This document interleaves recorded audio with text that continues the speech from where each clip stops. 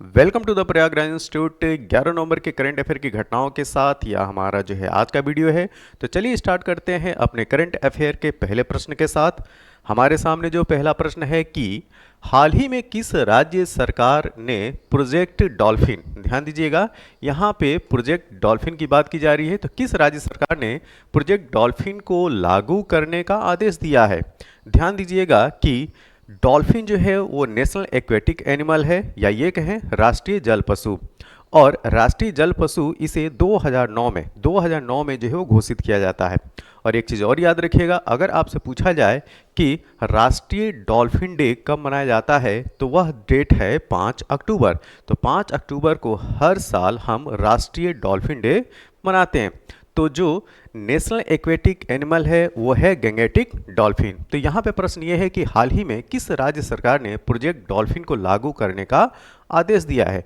तो यह स्टेट है तमिलनाडु। अब जानेंगे थोड़ा सा और डिटेल में इसके बारे में।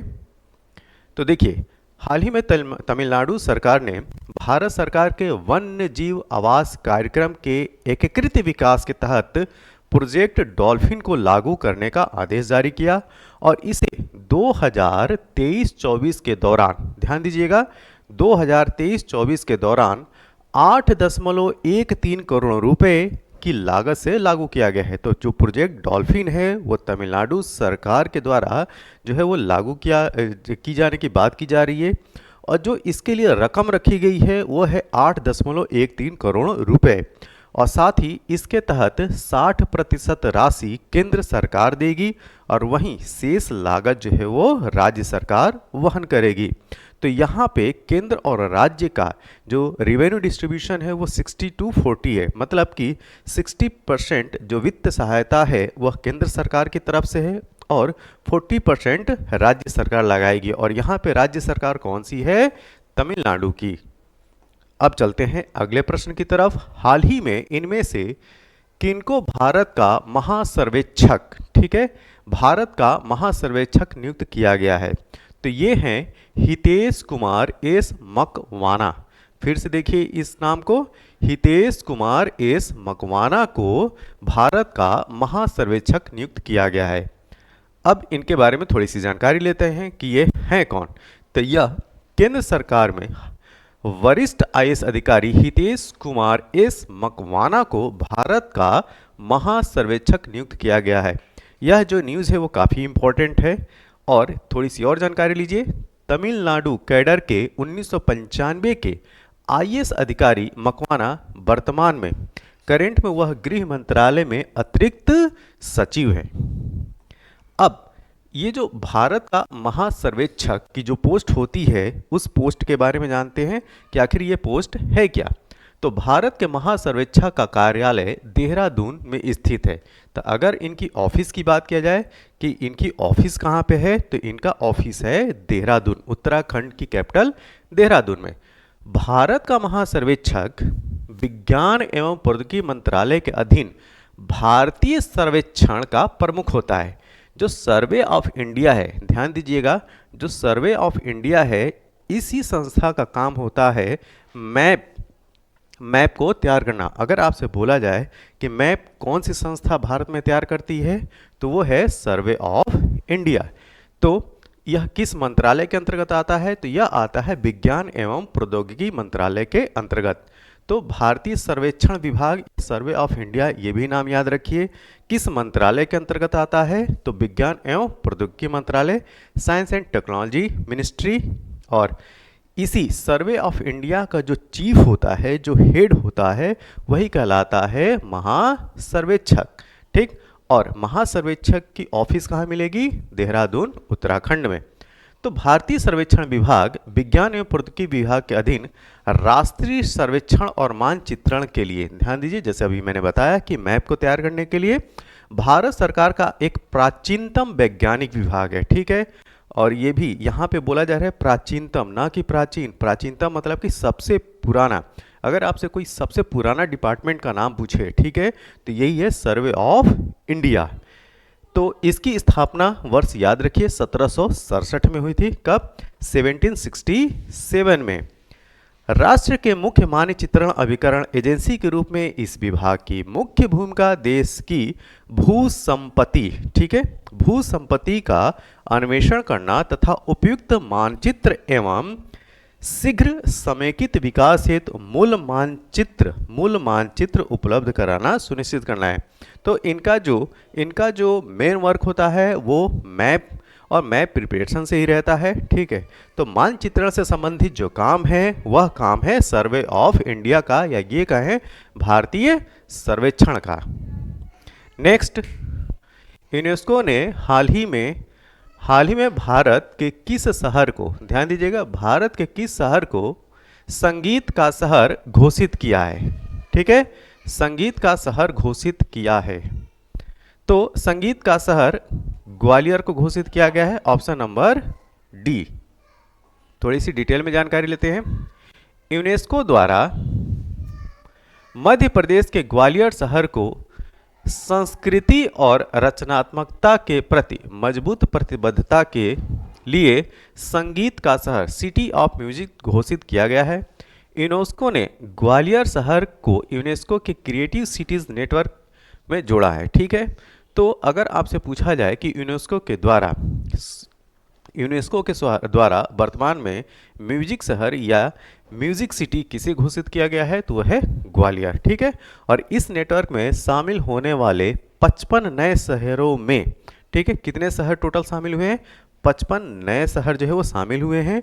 और इन नए शहरों में केरल का कोझिकोडे, ध्यान दीजिएगा, कोझिकोडे जो है वो भी शामिल है। तो एक ग्वालियर, ये भी नाम याद रखिए, और केरल का जो कोझिकोडे है वो भी शामिल है।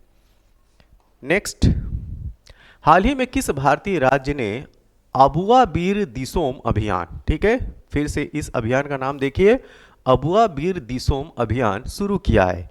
तो यह राज्य है झारखंड। तो झारखंड ने हाल ही में भारतीय राज्य में अबुआ बीर दिसोम अभियान शुरू किया है, ठीक है।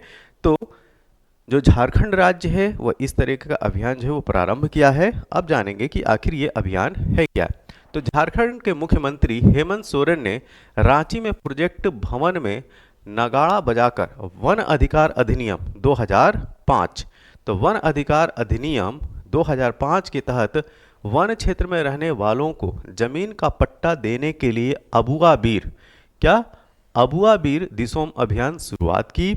और झारखंड में 30% वन है, कितना वन क्षेत्र जो फॉरेस्ट एरिया है वो है 30%, और अन्य राज्यों में कम वन क्षेत्र है, लेकिन वन अधिकार पट्टा देने में वह काफ़ी आगे है। तो अन्य राज्यों के अपेक्षा, जैसे कि जो 1980 का जो फॉरेस्ट पॉलिसी है, फॉरेस्ट एक्ट है, और 1988 की जो फॉरेस्ट पॉलिसी है, उसमें बात ये की गई थी कि देश में जो वन क्षेत्र होना चाहिए लगभग 33% होना चाहिए। कितना होना चाहिए? 33%, ठीक है।